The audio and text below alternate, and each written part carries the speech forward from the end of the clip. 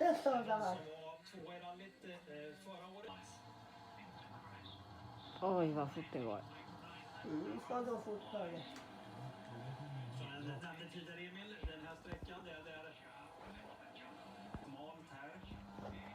Tänk om på laget att jag, min son och min svärfar erbjöd stora. Min svärfar. Ja, Alltså farfar. ja, Ska du och han köra?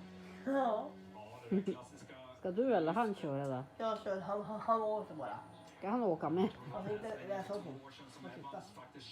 Och han ska våga det Jo då. med dig. Ja, det ska jag göra.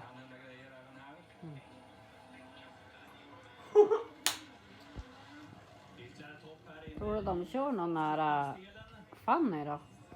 Ja, Det är kul att det har startat. ja. Eller så bara. Första sträckan. Nu är vi igång. Eller